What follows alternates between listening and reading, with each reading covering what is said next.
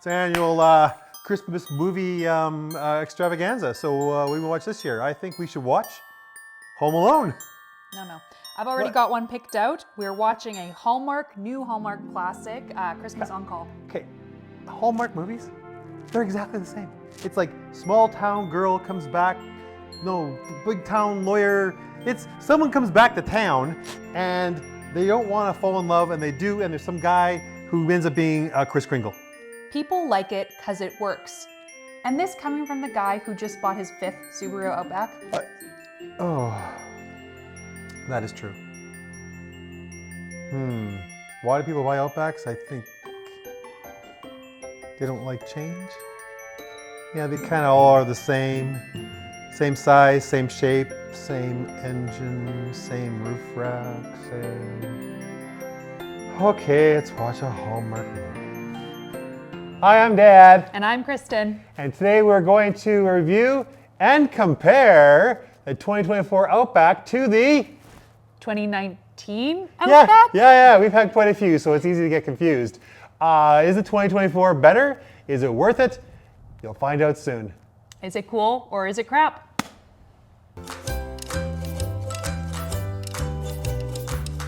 All right, Kristen, it feels a little bit like we're in Vancouver, but we're not. It's +2 here in Winnipeg, which is unheard of pretty much right around Christmas time, and I'm getting spots on my glasses. So that's another challenge to overcome as a team. Yeah, exactly. So the 2024 Outback has same 2.5 liter engine. Has a little more horsepower, 7 more horsepower, so it's up to 182, and that's because it's port injected. Now the problem is, no, direct injected. Port injected was the 2019. And you'd say, well, what's the difference? Well, direct is right into the cylinder itself, and it's good for mileage, but there's a drawback. Direct injected engines have carbon buildup, and you have to eventually get them cleaned out, maybe with walnut blasting and stuff like that. So I don't know much about that, but I'm not sure, but that's a good idea. One thing that they did change is that the 2014 has a prop rod, cheap prop rod, whereas the 2019 had shocks. You just lift it up and the hood would stay there. So the CVT is the same. There is rumors that they increased the strength of the main chain belt inside it, so that could only be good news in terms of longevity. Great. Appearance-wise, she's looking sportier. We've got a lot more cladding. The shape of the lights has changed, all cosmetic. The rims, not the winter ones, the summer rims are looking really good. Dad assures me he has lots of B-roll to demonstrate that, but they look cool. Along the side, we have some cool cladding that's also kind of sporty. We hear it's maybe supposed to look like the shape of a hiking tread, like a hiking shoe tread along that's what I read. There. Yeah, that's what we've heard. And then, interestingly, the passenger side mirror will actually tip down when you're in reverse trying to like parallel park. Yeah, so you can see the curb below you and stuff which like is that. a That's kind of cool. fun change for the 2024 version. Yeah, there isn't a lot of change, as we said. This is our 5th one that we've had, and why do I keep buying them? They're easy to sell, they're pretty reliable, and our old rims fit on the new one all the time, and so it's an easy transition, and they say 90% of Subaru Outback owners don't want change. And so there aren't many changes on this thing. It's the same long wagon, it's the same engine, it's the same transmission. It has the same roof rails that work the same way, they just look a little bit slicker. So we're looking at kind of the same as the 2018, but there are some differences, and particularly some interior ones that I do not like. We'll get to those a little bit later. Well, we're back here at the hatch. Getting more wet as we speak. What's with rain in December? I don't know. We've got a lot more cladding here than the 2019. A lot more gray stuff in there. Has this little fake rub guard or scrape guard. It's just plastic, doesn't do anything. And it's supposed to, and it does most of the time. When you put your hand in front of this thing, this little badge, it's supposed to open the hatch. We have now been playing with this thing for 5 minutes in the rain, and it's not cooperating. It's like, I don't know what's going on. I even checked the little, there's a button inside to turn it on, turn it off. We've tried that as well. So it also has some cladding here, which actually, stops you from seeing out the back a little bit maybe. That's also different on the 2014. So we're gonna do the old fashioned way and open her up. Yeah, open it up pretty quick compared to the 2019. It's much faster than the 2019. Sure, yeah. Even this cover here has 2 positions. so you can keep it there and put some higher stuff nice. inside there as well. And what's really cool is that there are pull tabs for the seats in the back. So that's the hatch. It's about the same amount of room in the back. They say maybe a 1 cubic foot bigger because they've made it a little bit longer, 2.4 inches. 1.4 inches. And 1.4 inches and wider. 0.6 inches wider. And the back seat is where they got the extra room, the 2.4. 1.4. 1.4. Also on the back you have a also close and lock. So you don't have to lock it again. It'll actually lock all the doors as you walk away from your car. And there, everything's locked. Fun fact, koi fish always travel in sets of 4 for safety reasons. So if a predator comes along, A, B, and C will scatter and they'll be left with the decoy. That's not terrible. Yeah, not bad. Okay. It's on? It's on. Okay, take 3. Technical difficulties, take 5. Yeah. Between the GoPros turning off, my wiper hitting the outside camera, the audio being taken care of by the iPhone. Okay, here we go. We're in the interior. What do you think? I think there's a big old screen staring me in the face. You like it? Visually, yeah. If it didn't have problems like we've kind of discussed before this, I wouldn't have any issues with it. But it does have problems. It's the elephant in the room, 100%. Most of the things are nice buttons on the steering wheel, for example. They're tactile, they click, you can feel them. They're responsive right off the bat. And then there's this, which sometimes takes a long time. Sometimes it doesn't want to do it. The thing that bugs me the most is that the climate control is all down here and it has the temperature here, but how often do I change the temperature? I wouldn't say very often. Once you have 20 is good. Like, do I feel like 26 today? 19 tomorrow? Not me. Yeah, here in Winnipeg, we want that. The heated seat. And if you hold it for a while, who knows how long, has to be a while, it turns them completely off, which is kind of a cool thing. But you have to look down and you have to take your eyes off the steering wheel to kind of look at these things. And if you want something other than defrost and feet, which we need in Winnipeg, if you push this, now you gotta wait for this whole thing to come up. And then you gotta put it on auto if you want it to go to the temperature.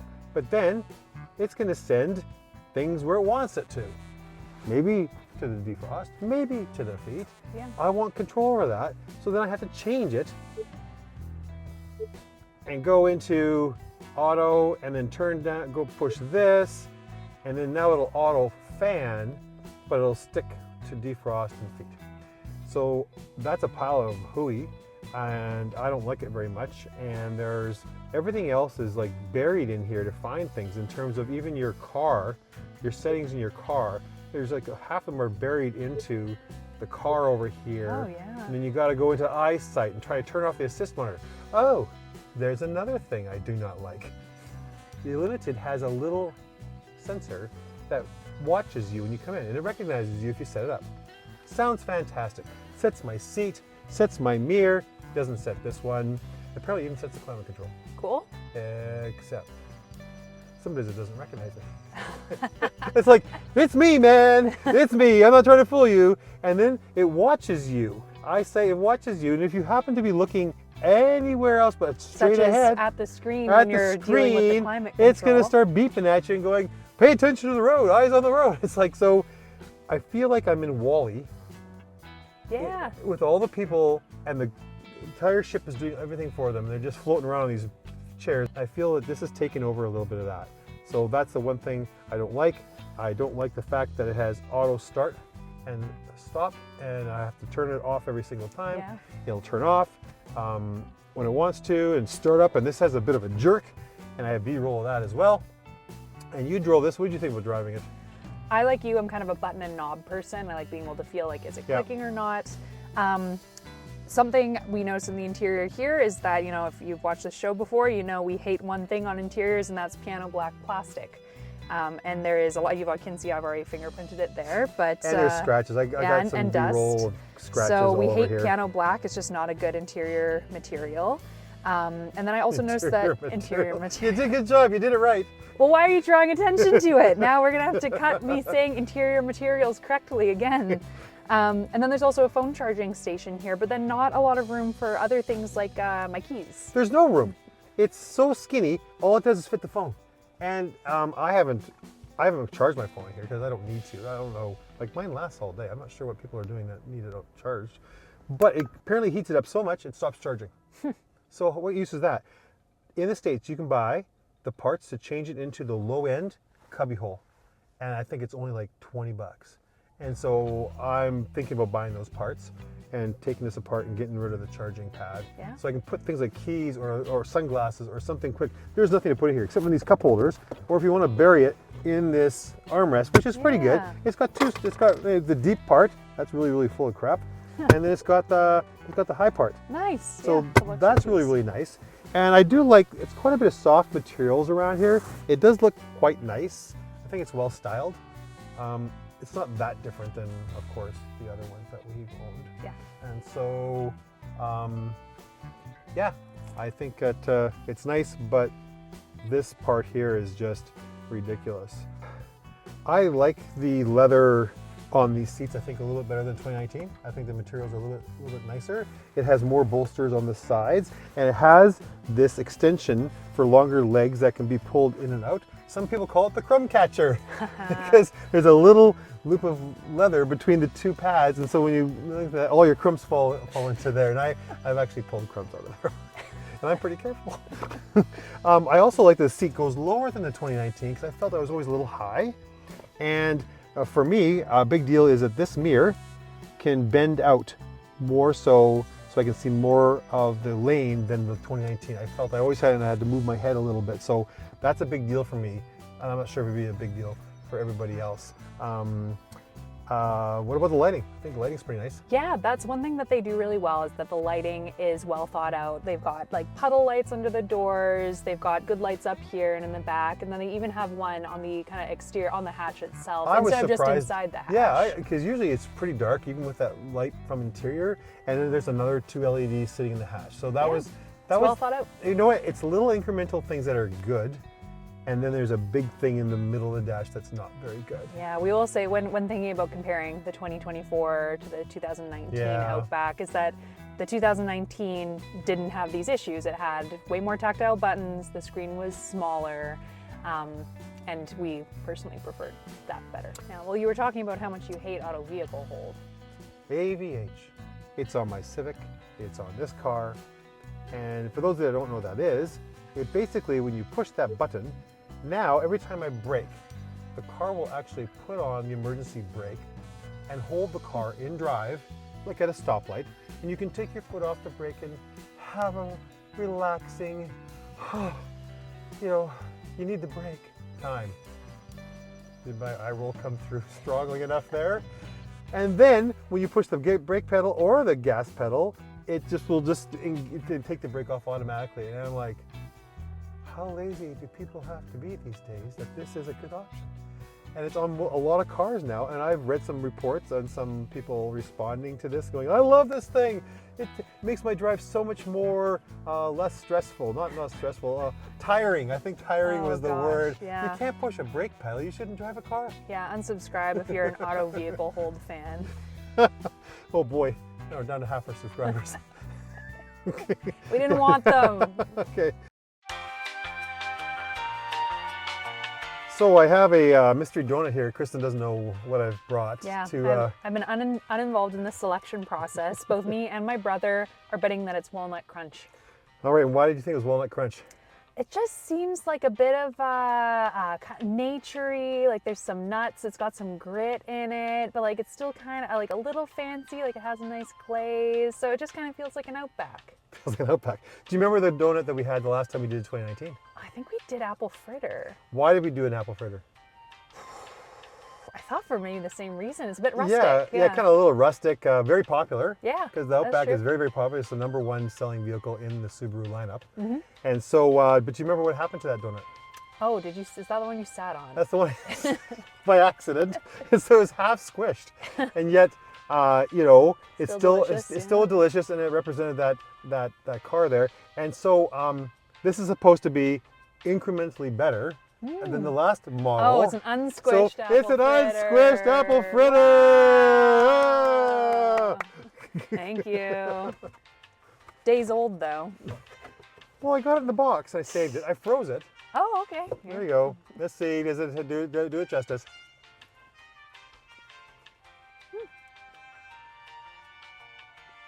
That's good. All right, so watch me when I put in reverse. I have, and this can be turned on and off. That mirror goes down. Cool. So, and yeah. closer to the car, so you can see the curb. And so that's pretty handy. I like that a lot. It's pretty cool. Maybe help people passing their driver's test the first time when you're parallel parking within Maybe. 18 inches of the curb. Maybe. We're all fogged up in here. So if I put on automatic climate control, wait a minute, I have to go into this. And go into, no, it went there. Okay, back into this. And so you have to look away, and it's not going to like that after a while. Auto. I want it to go, I don't want it to do. Yeah, we probably want some more fan pressure. Yeah, it's going to do that once it goes up to the normal amount. So yeah, this is a pain in the butt. It's just, you have to look away all the time. Another thing that I have noticed while we're driving is that the digital speedometer is 2 kilometers slower, 2 to 3 kilometers slower than the dial speedometer. Oh, interesting. And they said there's nothing they can do about it. So, not happy about that either, actually. But in terms of driving, it feels the same for steering, in my opinion. I've driven this quite a bit now. Obviously, we've had it for about 3 months. Things I have noticed that it's a bit better over bumps. It seems to glide over bumps a little bit better. So let's say I happen to be playing with this. I'm gonna look a little this way, so I'm still watching, but it's not gonna know that. I turn my eyes. Oh yeah, I hear it. You can see the Yeah, dash? keep eyes on road. Keep eyes on road. So it'll beep at you every single time you want to, let's say, play with the, the stupid AC control. And tell me in a second to stop looking down. There he goes. Ah. So I don't like that very much. But it soaks up bumps really, really well. Heated steering wheel all the way around. Ah, not just 2/3 Not just like 2/3 like the other one was, yeah. So it has 7 more horsepower. I don't know anybody on the planet that could tell the difference in 7 more horsepower. And it's CVT, interestingly enough. It's a continuously variable transmission, so it doesn't have actual gears. The 2019 had fake 6 gears, so actually the revs will come up and the revs will come up just like you almost think you have a normal transmission. This is faking 8 gears. Why? Just I don't know, because it's a little bit better. It's a little bit better. That's it. You know what I like about my Mazda CX-3 is that it still has a screen with a lot of these options, although heated seats and stuff like that are still tactile knobs. But to navigate it, they have like one big central knob that you just kind of turn or press, and it lets you go through the menus so much easier. Okay, so you like it, right? I love the knob. I love the knob. See, there's a lot of people that hate that knob because you have to know what you're doing with your hand, and you can't. If you look down there, you're hitting like children in buses and stuff like that. No, knob haters, unsubscribe from the channel. We're gonna have no one left, Kristen. Well, BMW has the same thing, and lots of people don't like that either. Well, no, I've only ever driven this car once before. So this is only my second test drive. But what I can hear the sound through this sunroof much louder here. But what I did notice when I initially drove it was the acceleration being quite different than the 2019. Okay, so you're right, I agree with you, but what do you mean? Yeah, so in the 2019, I remember having to be really cautious when hitting the gas because all of a sudden it would like jerk forward. It was very non-linear, like you got a lot of power at the beginning and then it kind of maxed you out immediately. But this is much more of a this acceleration has more of a traditional feel, like I'm pressing it harder, I'm going a little faster, it's not jerky, which I like. So I think that's better in my opinion. The thing that's happening behind the scenes here is EyeSight Generation 4. And that they've improved again a little bit. It added second and third camera color, so it's much, much wider. Nice. And therefore you can see people and brake lights, which is very cool. And they've also added automatic, it actually will brake completely before it hits something, whereas other cars will just slow down. Yeah. Like Honda Sense does not brake completely, and the Subaru does. Of course, it's keeping track of your eyes and stuff like that, so it's a little intrusive. Yeah. And to turn some things Little off. big brother-y. It does have kind of level 2 self-driving. In Europe, it's called level 2. Okay. This little button here shows the steering wheel in the middle. When you're in cruise control, if you hit it, and the old one had it too, but it was lousy, it would really go over the side and then bring over the side, and it would keep you in the middle, but you felt like you were just basically making almost figure eights as you're driving through the road. It almost feels like when I was at Legoland as a child. That's right. I believe I have B-roll of Kristen driving in Legoland. Yeah. And this one is better. It still wanders a little bit and it brings you back a little bit. It's slower. It's like being on a ship where it's kind of listing to the right a little bit, listing to the left a little bit. So it certainly isn't the best out there, and I would not use it. I'm not sure Make who would you a little use car sick? I just want it to go straight. I like to be in control of my cars. I don't want to be eating donuts and not paying attention. But you have to have your hands on the steering wheel. Both? I think you can only take them off for like 10 seconds, and then it will turn off or alert you or something. Oh, and you have to put your hands back on it. Yeah, okay. And so at least it So knows not true it's not self-driving, it's yeah. not awesome self-driving, but it's okay self-driving. Another thing that is the same between the 2019 and 2020, which again is one of the reasons we bought it, because we have a small boat, is that it can tow 2,700 pounds. Exactly the other the one same, was 2,700 okay. pounds. And so that is another reason why we keep buying Outbacks, is that it solves our problems of what we need to do with the vehicle. And I'll go more into that in the conclusion. Well, not much has changed in the mid-sized SUV world in the past few years, so much of what I'll shortlist here is similar to our 2019 Outback review. The 2024 Subaru Outback is still a very reliable vehicle with high resale value, decent fuel economy, great safety features, and standard symmetrical all-wheel drive. The base model can tow 2,700 pounds, with the turbo model bumping that up to 3,500.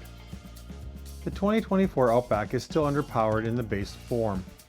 Its safety features feel a little intrusive, well, maybe a lot, and the Gen 6 touchscreen is a bit or a lot of a mess. Canadian base prices start around $37,000. The 2024 Subaru Forester has many of the same features and reliability as the Outback, but is a little shorter and a little taller. It has the same base engine, same safety features, and same underwhelming touchscreen. Its base towing, unfortunately, is 1,500 pounds, unless you opt for the polarizing Wilderness Edition, which bumps it up to 3,000. There is no turbo engine option. Base price in Canada is a little less than the Outback at $36,000. The Honda CR-V now has a hybrid engine option, but only on the higher featured models. The base model still has a 190 horsepower turbo, lots of interior space, excellent safety ratings, and a new look. Towing is not its strong suite, with all models restricted to 1,500 pounds. Canadian-based pricing starts around $41,000 with all-wheel drive. Its interior is very nice and historically has high resale value and reliability. The Toyota RAV4 has the most engine options of the bunch, ranging from a base 2.5-liter 203 horsepower gas engine to a hybrid with 219 horsepower and all the way up to a PHEV plug-in hybrid with 302. Wait time in Canada for a PHEV model is still rumored to be over a year. Prices range from $37,000 for the base all-wheel drive to $40,000 to the hybrid and up to $55,000 for the PHEV. Towing is limited to 1,500 pounds for all models, except for the Adventure and TRD trims, which up the capability to 3,500. It has average interior room and quality, good resale value, good reliability, well, the exception being that 2.5-liter base engine has had some serious reliability problems in the past. Not surprisingly, the 2024 Outback is similar to 2019, so the ratings haven't changed that much. Reliability. Same history as a 2019, so 4 ice cream trucks. Practicality. With almost identical features and size, I'm giving it the same 5 ice cream trucks. Fuel economy. No engine changes except for direct injection on the 2.5 base, so fuel economy is still pretty good, but not stellar for trucks. Safety.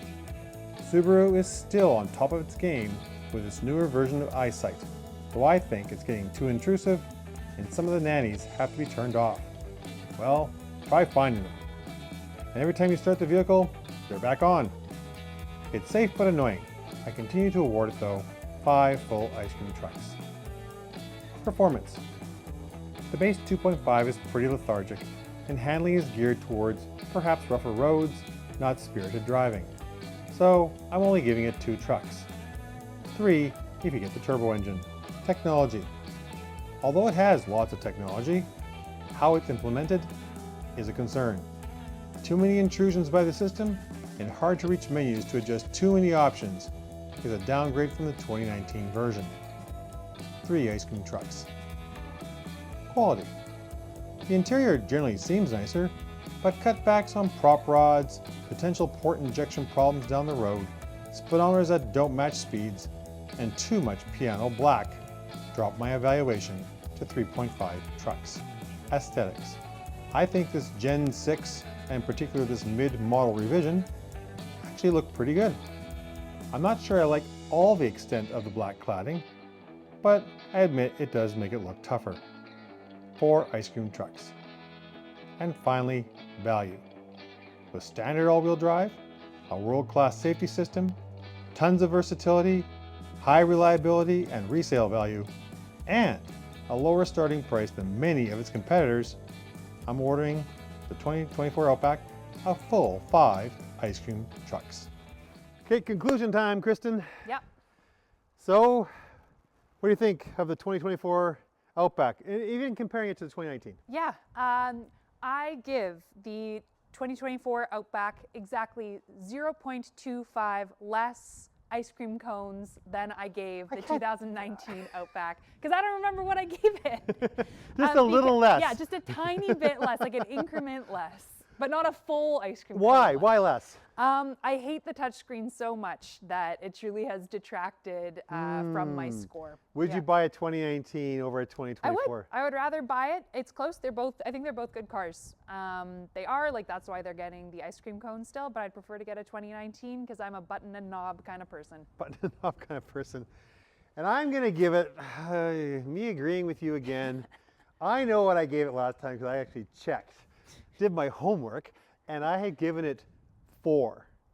I guess I gave it 3.75. So I'm going, I don't know what you gave it. I think we were the same. I think so we both gave it 4.